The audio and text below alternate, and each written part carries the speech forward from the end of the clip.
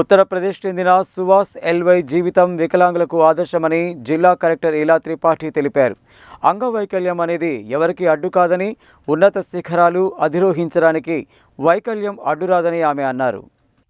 మహిళా, శిశు, వికలాంగుల, వయోవృద్ధుల శాఖ ఆధ్వర్యంలో అంతర్జాతీయ దివ్యాంగుల దినోత్సవం పురస్కరించుకుని జిల్లా స్థాయి క్రీడా పోటీలను స్థానిక మేకల అభినవ్ స్టేడియంలో జిల్లా కలెక్టర్ ఇలా త్రిపాఠి ప్రారంభించారు.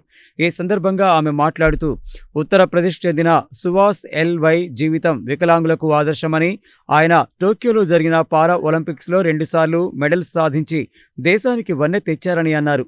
అంగవైకల్యం అనేది ఎవరికి అడ్డు కాదని, ఉన్నత శిఖరాలు అధిరోహించడానికి వైకల్యం అడ్డురాదని ఆమె అన్నారు.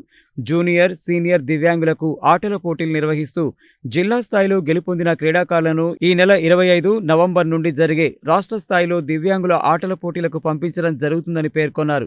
జిల్లా స్థాయిలో జూనియర్, సీనియర్ దివ్యాంగులకు carrom, chess, shot put, wheelchair, పరుగు పందెం పోటీలను నిర్వహించడం జరుగుతుందని తెలిపారు. కలెక్టర్ స్వయంగా చెస్ గేమ్లో పాల్గొని విద్యార్థుల్లో ఉత్సాహాన్ని నింపారు. దివ్యాంగుల పరుగు పందేల పోటీలను జెండా ఊపి కలెక్టర్ ప్రారంభించారు. ఈ కార్యక్రమంలో జిల్లా సంక్షేమ అధికారి కేవి కృష్ణవేణి, జిల్లా యువజన క్రీడా అధికారి విష్ణుమూర్తి, స్కూల్ గేమ్ ఫెడరేషన్ అధ్యక్షురాలు విమల, సిడిపిఓలు నిర్మల, ఫిజికల్ డైరెక్టర్స్ లావణ్య కుమారి, హరిత, సఖీ స్టాఫ్ సునీత, నాగమణి, సిబ్బంది గణేష్, కార్యాలయ సిబ్బంది వెంకట్రెడ్డి, నాగిరెడ్డి తదితరులు పాల్గొన్నారు.